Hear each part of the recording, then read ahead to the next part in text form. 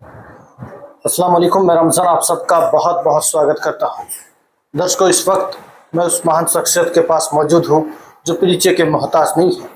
शिक्षा जगत की बात करते हैं तो बेहतर भविष्य के लिए बच्चों को तालीम दे रहे हैं, और इसी के साथ साथ अगर समाज की सेवा की बात आ जाए तो उसमें भी पीछे नहीं हटते हैं, उसमें भी सबसे आगे नजर आते हैं। अब रही बात ये कि दुनियावी के साथ साथ आखिरत की अगर फिक्र की बात की जाए तो वो जज्बा भी, वो आखिरत का फिक्र भी हमें दिखाई देता है। फिरोजपुर झिरका में जब जलसा हुआ तो यकीनन देखा कि सबसे आगे थे, चाहे वो फर्श बिछाने की बात हो या फिर जो भी राहगीर थे उनके कदर करनी हो, यानी हर तरह से अल्लाह ने हर चीज़ से नवाजा है। बहुत बहुत स्वागत है। परिचय के मोहताज नहीं है सर, स्कूल का क्या नाम है? Senior secondary school Firozpur. परिचय कराए सर, परिचय के मोहताज नहीं है। तो 1992 में मैं एयरफोर्स से रिटायरमेंट के बाद में मैंने यहाँ स्कूल शुरू किया था 1994 से। जी सर। और अल्हम्दुलिल्लाह मेहनत से, अल्लाह के फजल करम से हमें इसमें अच्छी कामयाबी मिलती रही, और आज ये सीनियर सेकेंडरी स्कूल लेवल का है। और इसमें तकरीबन 1400 बच्चे फिलहाल हैं। बहुत अच्छी बात है। और पीछे जो रिजल्ट्स आए हैं माशाल्लाह वो भी बहुत शानदार रहे हैं। हर साल ही, ऐसा नहीं कि इत्तेफाकन किसी एक साल आया हो। तो इस साल भी +2 में हमारे 139 बच्चे थे, जिनमें से 100 से हमारे 21 बच्चों की मेरिट आई है, जिसमें टॉपर हमारी एक बेटी रही है। इसमें जिसने 476 मार्क्स। इसी तरह मैट्रिक में भी हमारे 146 बच्चे थे और 145 बच्चे पास हैं।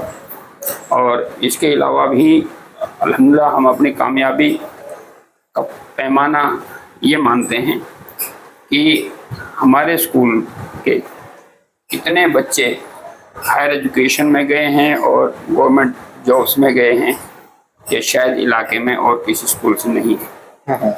ये हम अपनी कामयाबी का एक पैमाना मानते हैं। बहुत अच्छी बात है सर। अब स्कूल की अगर एडमिशन की प्रक्रिया की हम बात करते हैं, जैसे 10th का +2 का रिजल्ट आया है, तो क्या प्रोसीजर है उसके ऊपर?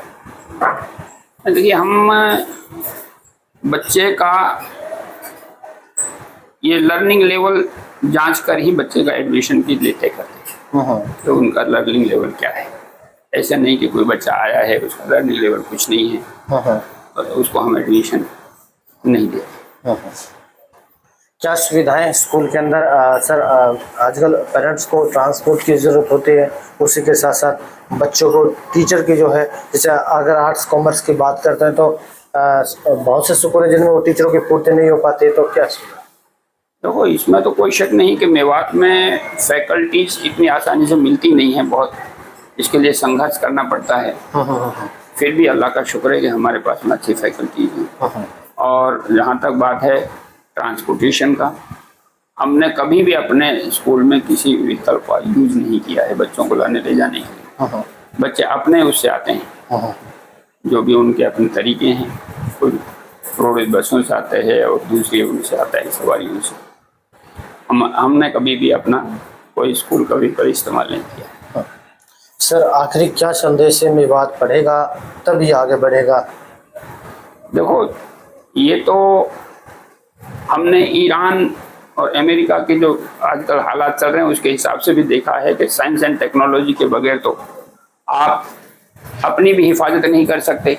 बिल्कुल, उन्होंने ये साबित कर दिया। तो ये तो मैं ये कहता हूँ कि हमारे पास अपनी हालत को सुधारने का, अपने ज़िंदगी की जितनी भी मुश्किलात हैं उनको का हल सिर्फ हमें एक ही उसमें मिल सकता है, और वो है तालीम। बिल्कुल, ठीक है सर, बहुत बहुत शुक्रिया। तो इस वक्त हमारी मौजूदगी Haryana senior secondary school Firozpur Jhirka में है। यकीनन बच्चों का जो टैलेंट है वो यकीनन देखने लायक है। बच्चे आगे भी स्कूल का, क्षेत्र का नाम रोशन कर रहे हैं। हर मुकाम में बच्चे जा रहे हैं, और जिस तरीक़ा से अगर हम बात करते हैं शिक्षा के क्षेत्र में हरियाणा सीनियर सेकेंडरी स्कूल बेहतर विकल्प साबित हो रहा है। तमाम बातचीत में इतना ही चाहूँगा। खुदा हाफिज़, नमस्कार।